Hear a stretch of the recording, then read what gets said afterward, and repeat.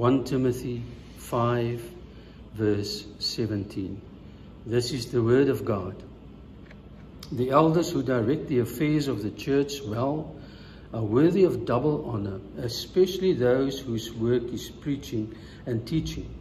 For Scripture says, "Do not muzzle an ox while it is treading out the grain, and the worker deserves his wages.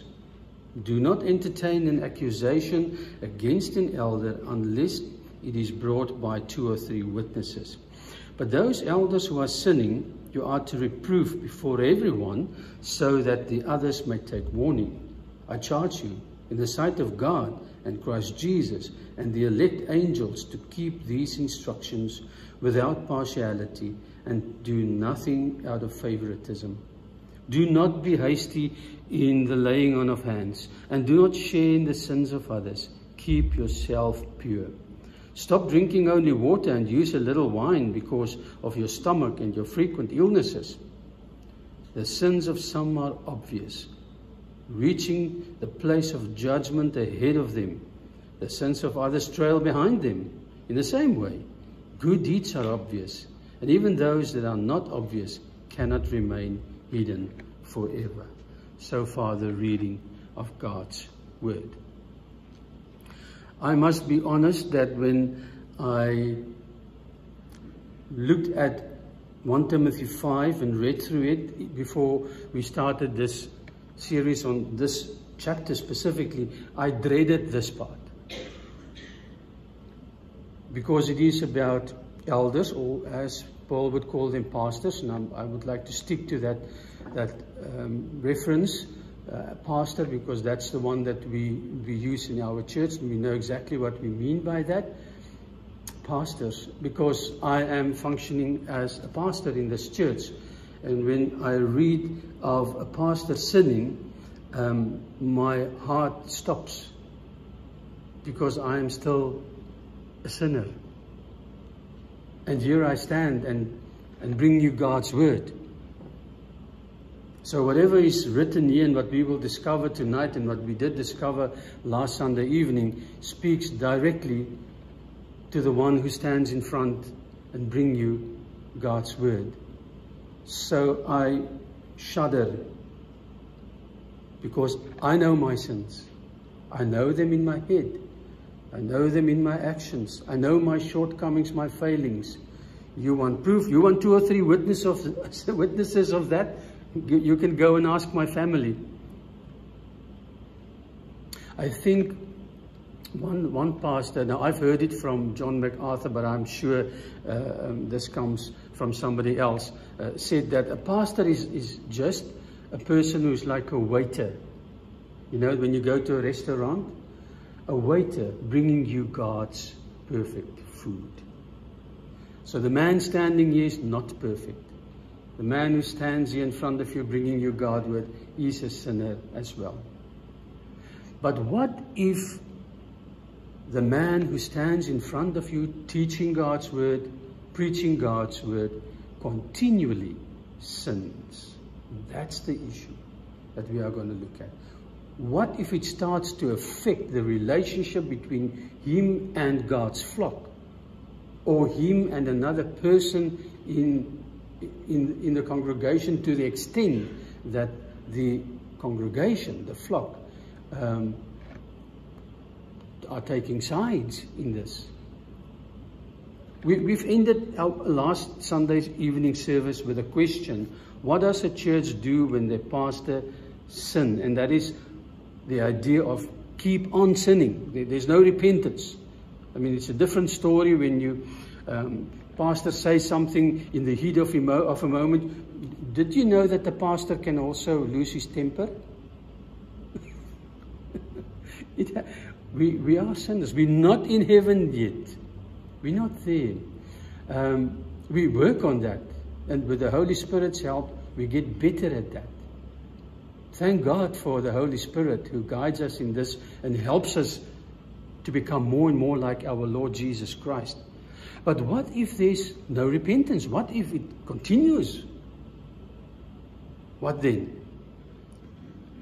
In 1 Timothy 5, verse 17 to 19, that's the passage we looked at last Sunday evening, Paul laid out to Timothy, indirectly to the church, but laid out the responsibilities a local church has towards their pastors. Firstly, honor them, he wrote. That means to respect them and make sure that they, and this honor also has a reference to material provision, so also honor them in that sense. Make sure that they have enough material support to fulfill their ministry. Secondly, protect them.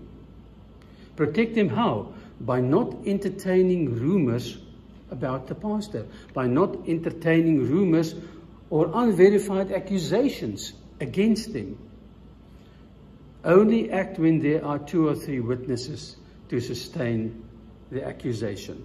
Well, what shall the church then do when 2 or 3 witnesses step forward to confirm this? Now, Paul gave 5 instructions to Timothy in this regard. 5 instructions that should guide a local church's response to an unrepentant pastor, to a pastor who keeps on sinning. What shall they do? Well, to Timothy, Paul said, here's instruction number 1. In verse 20. Those elders who are sinning, can you see the continuous present tense there? It is not as if he just lost his temper once and you never, and not again. This is somebody who continues with it. Those elders who are sinning, you are to reprove before everyone, publicly, so that the others may take warning.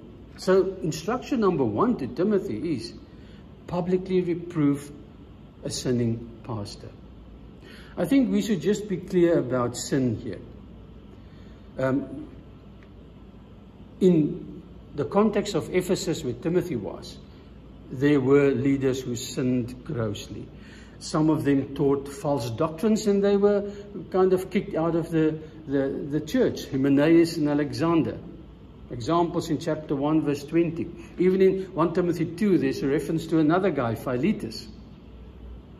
There were some people in the leadership positions who robbed the people of the truth and taught that godliness was a means to get rich. We'll get to that one in 1 Timothy chapter 6.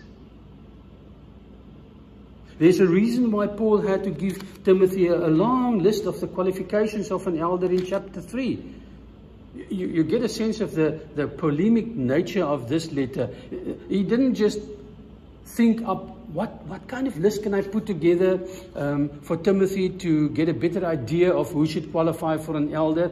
No, these things were happening in the negative. And it was reported to Paul.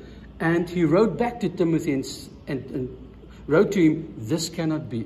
A man who does these things like being unfaithful to his wife, etc., does not qualify to be an elder.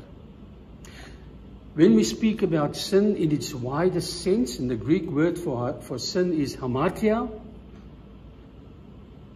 it refers to missing God's goal, missing God's mark. Like when you take aim with an arrow or whatever the case is, and you've got your circle that you have to hit, when you miss that totally, that's the idea there. It is to miss God's mark. So God's goal is for us to be honest, because he's a God who cannot lie, and we are his people. So therefore he tells us in Genesis 20 with the 10 commandments, do not lie. When you do lie, what has happened? You've missed God's goal of honesty. You've missed his mark. Now, God's goals or marks for a pastor are laid out for us in chapter 3. Not in total, but we get a good sense of it. So to do the reverse of those qualifications would mean to miss God's marks for a pastor. If you turn back to chapter 3, you can follow them there from verse 2 and onwards. A pastor who misses God's goal would be a pastor who's not a one-man woman. In other words, he is unfaithful to his wife. It would be a pastor who misses God's goal would be one who cannot exercise self-control, who is not moderate, who is not committed to loving strangers, who drinks too much alcohol, who is impatient, who is a fighter and rude, and who is a person who doesn't manage his home well, and he's got a poor reputation among outsiders. I've taken most of those positives that Paul has listed there for Timothy and turned them into negatives to get an idea of what it means that when a pastor misses God's purpose for being a pastor or an elder or an overseer. So if these things are happening continually, or even one of them, it is a sin that is occurring over and over again. Maybe someone saw the pastor. We're not talking about a pastor who has his lunch at Spur and he drinks a beer that goes with a nice chicken wings, and you see that once, and you can see that's one beer. We're talking here about a man who has been seen by a few witnesses hanging out in bars afterwards drunk. It's a continual thing. So what was Paul's instruction to Timothy here? Timothy, instruction number 1, publicly reprove that pastor. That word reprove can also be translated as, from the Greek, as rebuke or refute. Now you might look at this and say, well, this is a bit harsh, isn't it? Because in Matthew 18, verses 15 to 17, Jesus gives a nice framework for us of how to deal with a man that is sinning against us. You first go and speak to that man in person. If there's no change, if there's no repentance, you bring 2 or 3 witnesses, there it is, to that man to either be witnesses that there was a change or there's still sin going on. And if that doesn't happen, you bring that publicly to the whole congregation. And that's the point where we are here. I don't think those first steps have been skipped, because it's been given by Jesus, and it is a gentle way of dealing with a pastor. When you go to 2 Timothy, Paul tells us, deal gently with your pastors, with your elders. So it's not a case of, the pastor has sinned, let him stand in front of the church the next Sunday morning and give an account. I believe the framework that Jesus has given us is the wisest and gentlest of frameworks. And it comes from the Old Testament. I would like you to go there just to see this. Deuteronomy 19. Would you mind going there with me? Deuteronomy 19. It's very well that Paul had this passage from Moses in mind when he wrote this passage in the letter to Timothy. Deuteronomy 19, and we are going to go to verse 15. Just listen, or just observe what happens, and then we will also get a good understanding of why Jesus put forward that framework in which we should deal with a sinning man. So here it is, Deuteronomy 19 verse 15. One witness is not enough to convict anyone accused of any crime or offense they may have committed. A matter must be established by the testimony of 2 or 3 witnesses. And there it is already. Jesus said it, and Paul is saying it here. Verse 16. If a malicious witness, that's a false witness, takes the stand to accuse someone of a crime, the 2 people involved in the dispute must stand in the presence of the Lord before the priest and the judges who are in office at the time. In other words, publicly. The judges must make a thorough investigation. If the witness proves to be a liar, giving false testimony against a fellow Israelite, then do to the false witness as that witness intended to do to the other party. You must purge the evil from among you. 2 people comes to mind that Paul did it to in Ephesus, Hymenaeus and Alexander. You can read of that in 1 Timothy 1 verse 19-20. The rest of the people, I'm just going to stop there. The rest of the people, the rest of the congregation, you can say, the rest of the people will hear of this and be afraid. And never again will such an evil thing be done among you. Show no pity. Life for life, eye for an eye, tooth for tooth, hand for hand, foot for foot. Now let's just read 1 Timothy 5, verse 19 and 20. Do not entertain an accusation against an elder unless it's brought by 2 or 3 witnesses. It comes from this passage in Deuteronomy already. Do not entertain that. But those, verse 12, elders who are sinning, you are to reprove before everyone. We've seen how they did it there in Deuteronomy 19 already. To reprove before everyone, so that the elders may take warning. And we've seen that in Deuteronomy 19 as well. So that the others can see this and not continue in the same kind of sin. And remove them, which has happened in Ephesus in the example of Hymenaeus and Alexander.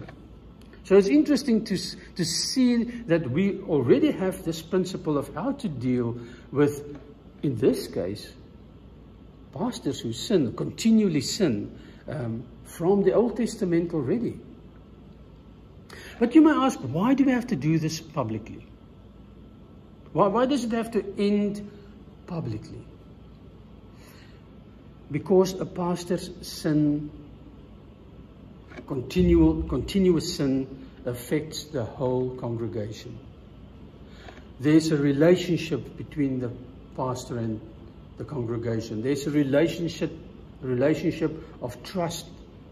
There's an intimate fellowship between the whole church and the pastor.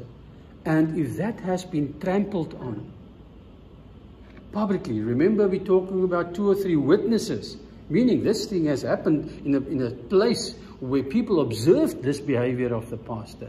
It should be dealt with publicly as well. So it affects the whole congregation. We are dealing here with a pastor who sinned publicly, and therefore it demands, the situation demands a public rebuke, a public apology, a public repentance in the end. Another purpose for this public rebuke is what we get from Deuteronomy 19 already. Paul says, do this so that.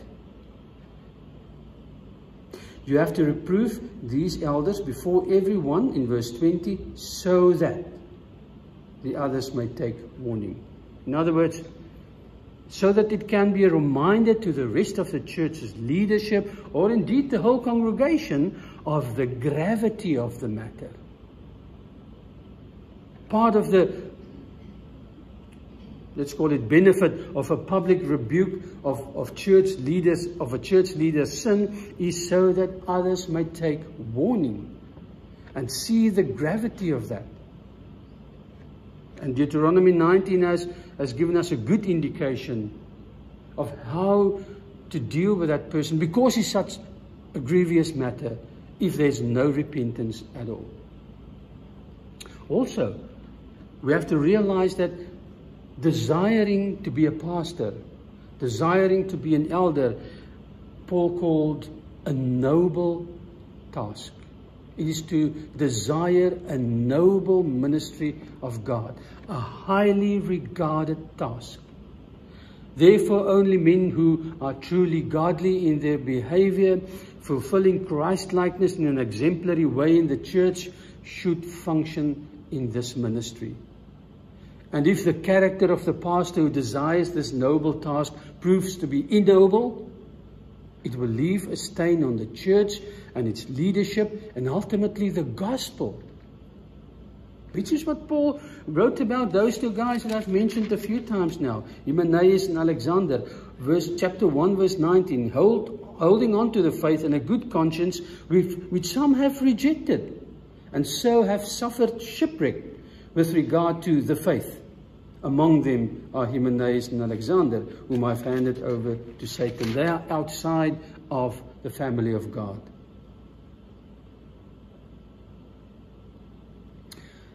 I hope you can remember that situation where Peter came to visit Paul in Antioch.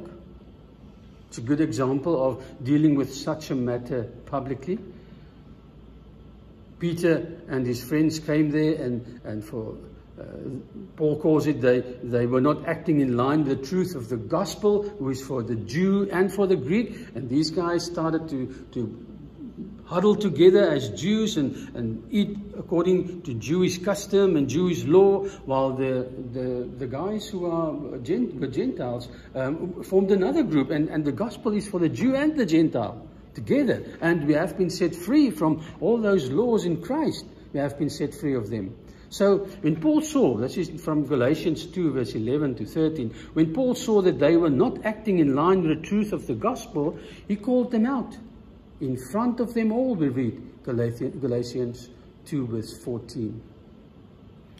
This example of Paul and Peter, Jesus' words in Matthew 18, and Moses' instructions in Deuteronomy 19 were probably what Paul had in mind for Timothy when he wrote, "Reprove them before everyone." His second instruction to Timothy was this. Timothy, verse 21, deal with an accusation against a pastor fairly.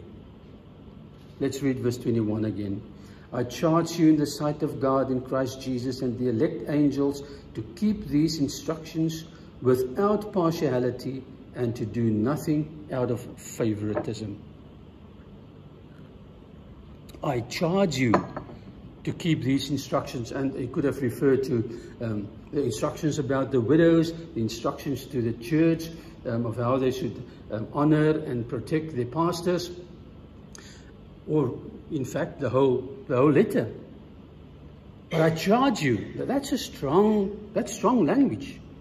And we pick up in Paul's letters to Timothy that Timothy might have been a timid kind of person, and maybe a little afraid when to deal with the situation, especially when he read Paul's instructions here.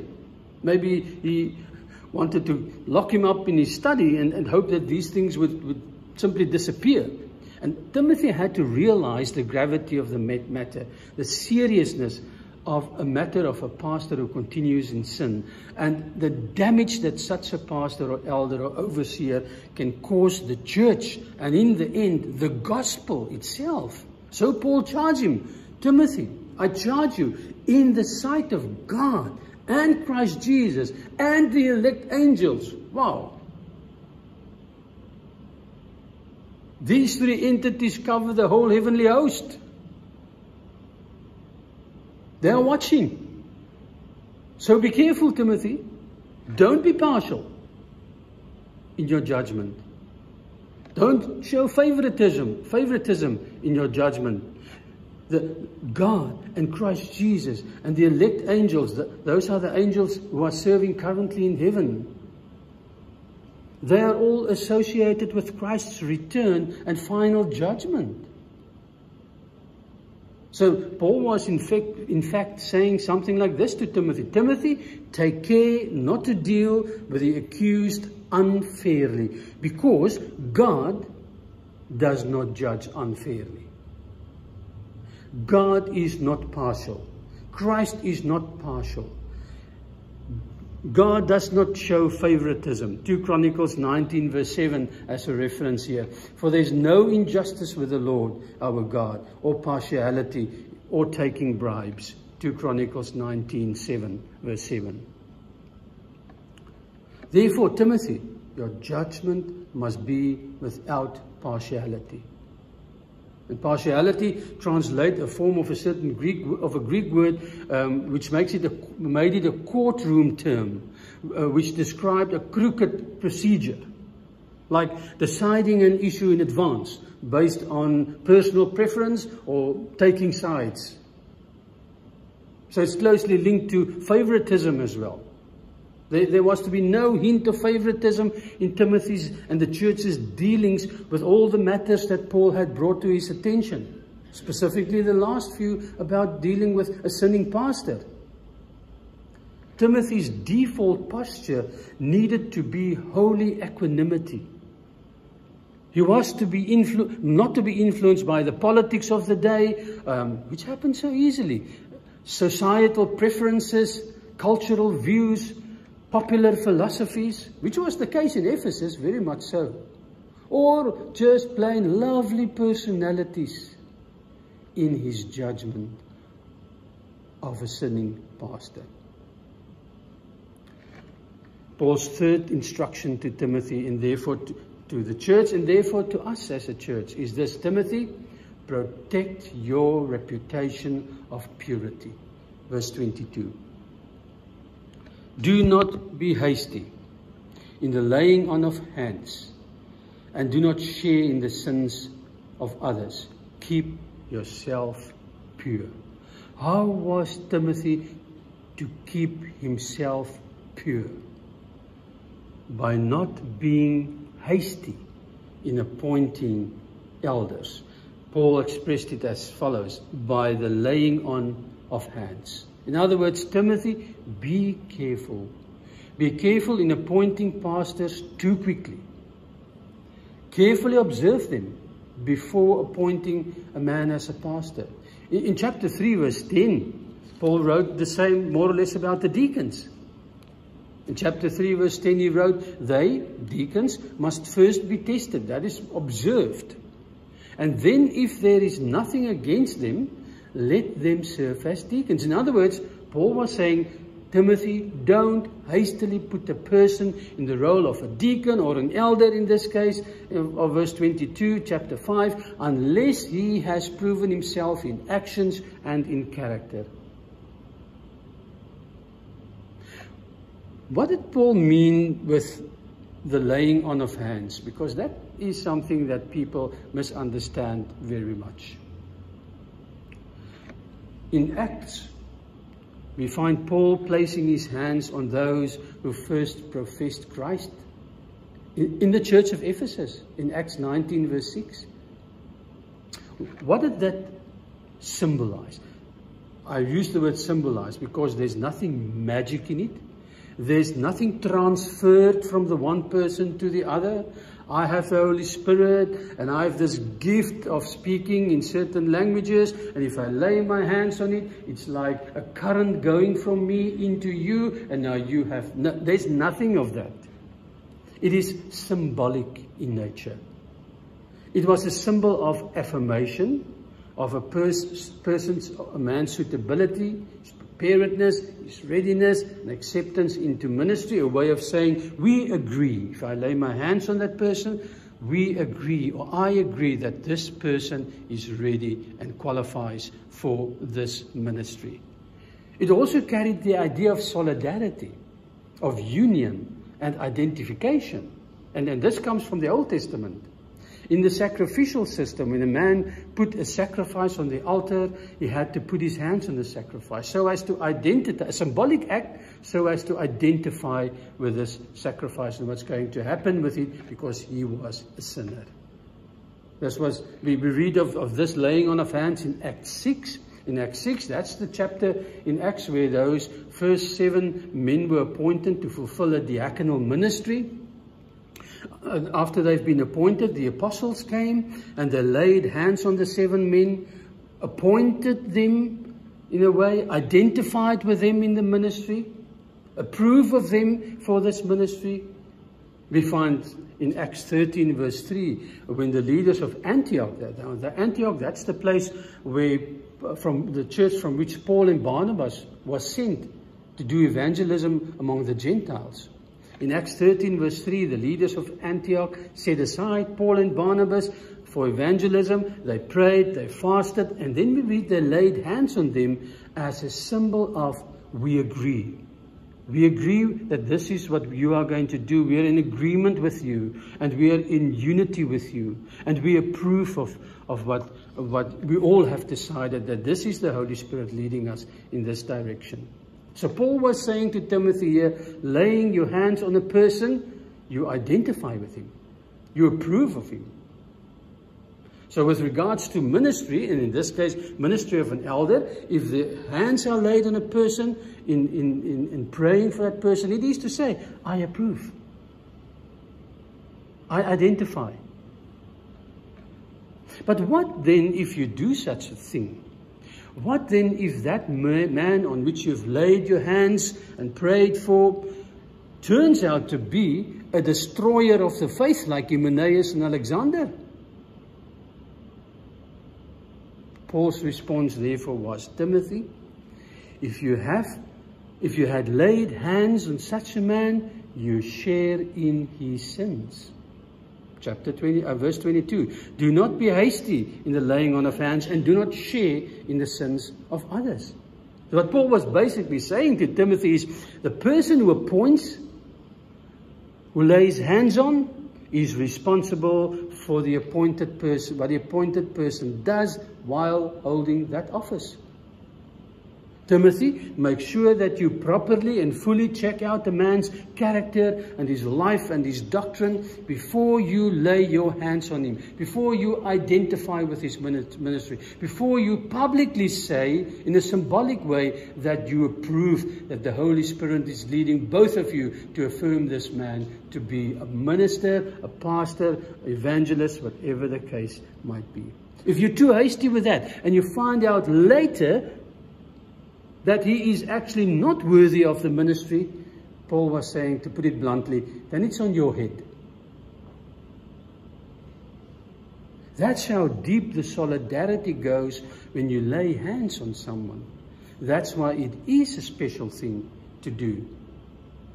But not special in the way that it is promoted in charismatic circles, where some magical gift is transferred to another person. So if you lay hands on a man who turns out to be a destroyer of the faith, Timothy, it can destroy your purity.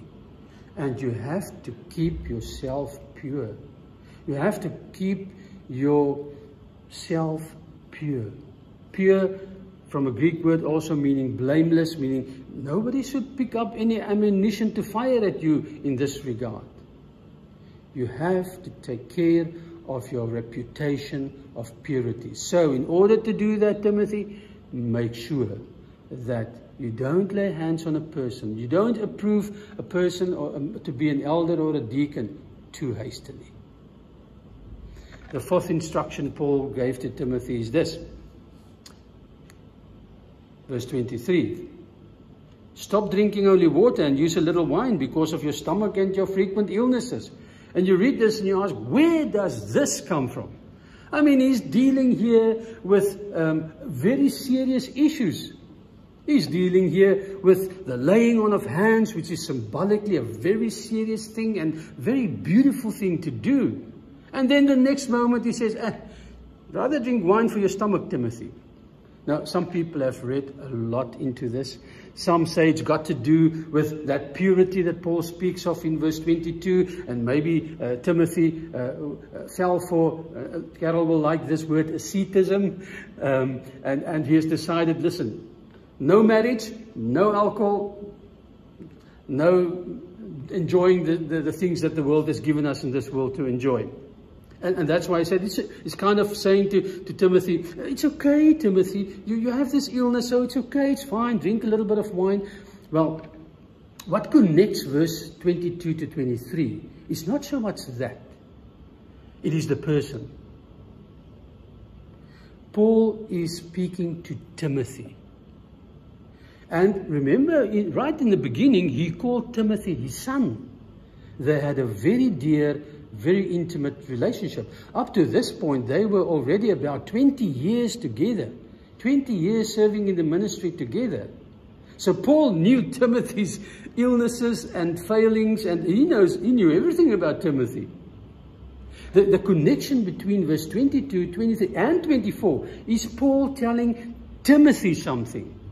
Verse 22, Timothy, protect your purity. Verse 23, Timothy, my son, protect your health. Verse 24 and 25, Timothy, take care of discernment. Discern well. So, Paul was concerned for Timothy's health, just as he was concerned for Timothy's purity in the previous words. The connection between verse 22 and 23 is Timothy, Paul's son in the faith.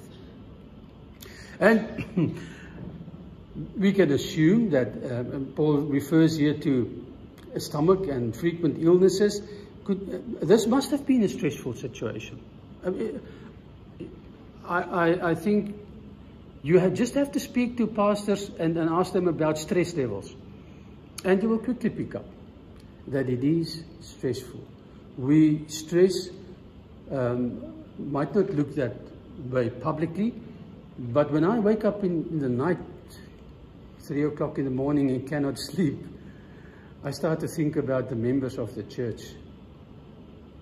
And I these days, I don't say this, that you should now set your alarm clock for 3 o'clock in the morning. It would be wonderful if you do that. But I wake up that time of the night, and the first thought that comes to mind is, Lord, why have you woken me up this time of the morning? Maybe it's now time to pray for the people. And I would go through the whole list as we sit here, and you stress about the people. How is this one doing? Especially about spiritual matters. Why is this one not coming to church anymore?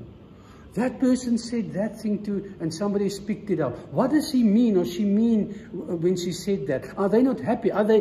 Is there some kind of schism happening here that I'm missing in church? And it causes stress. And Timothy fell for that, and he developed stomach illnesses. And Paul, like a caring father, in this case a caring spiritual father, tells Timothy, my son, verse 22, take care of your purity, protect that, but also take care of your body, protect that as well. Even if it means to drink a little bit of wine. And that was a standard medical practice, by the way, in those days. And it comes from sources outside the Bible even. There are many sources outside of the Bible confirming that people drank a little bit of wine for certain illnesses in those days. And I believe we should probably see the verse in that light.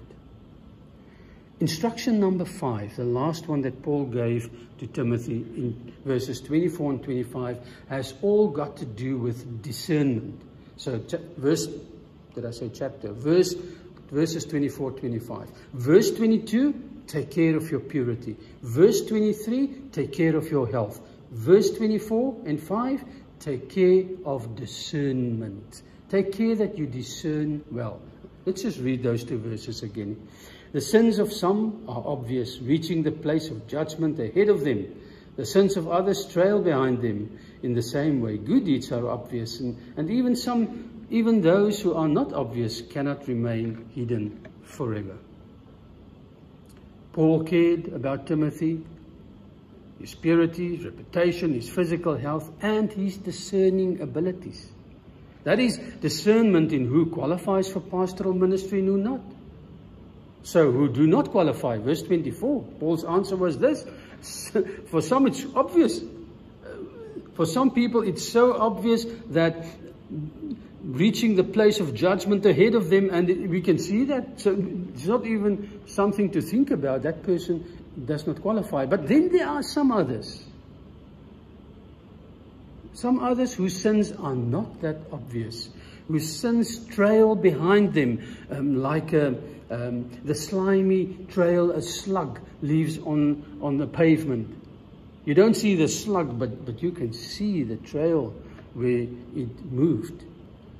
Some blatant sinners, that's an easy one, and they can be ruled out for eldership or pastorship from the outset because their reputation precedes them, but others' sins are much less conspicuous, not so obvious. So, why did Paul say that? Back to verse 22, therefore do not be hasty. Let these things, give time even for those sins who are not obviously to surface, so that you can make a wise decision. And the same goes for those who qualifies, verse 25. Also you have good, in some cases, good deeds are obvious. Some people, some men you can clearly see is fit for ministry. You give them a Bible study to handle, and afterwards you realize this man has got a gift. And you watch their lives for a period of time, and you realize this man qualifies according to the list that Paul wrote to Timothy in chapter 3. But again, there are also those whose deeds are done in secret.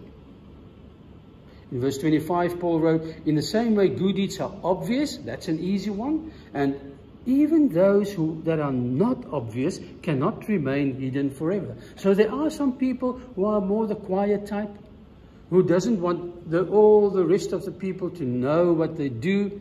You might not even pick up that they help certain people. You might not even pick up that they do certain good things. But Paul is saying, give that time as well. Do not be too hasty. Watch a person, and even the good things, the testimony of his good works will come to the surface, which will then make it easy for you to discern whether a man is fit for the ministry or not. And it comes back to that first piece of advice in verse 22, doesn't it? Do not be hasty. Do not be hasty in appointing pastors, even deacons. Rather, take time. For some, it's obvious that they are not pastor material. Others, also obvious that they are pastoral material. But in some cases, you only see the slimy trail. So wait till you can see the slug. And in some cases, people, you might not recognize them. They're the quiet ones in church, yet they've got all the qualities that Paul describes in chapter 3. So give it time to observe. Take time so that you can make a wise decision in approving of a man for this noble task of pastoring the Lord's flock. Amen? Thank you for listening. I hope this was helpful to you. I think you can see why I said in the beginning I feared this preaching on this verse. Let us pray together. Our Father, thank you for giving us as your people, your household, your family in whom you have adopted us, the house rules even of your family, of how to behave, how to treat one another, how to love one another, how to respect each other. Even the leaders, those who are elders and deacons, the ones overseeing your work in your household, you've even given us ways in which they should conduct themselves, personalities and characters that should be obvious of the character of Christ in them. Thank you, Father, that we're in your family, and that the rules of your household, so to speak, are not the rules of this world.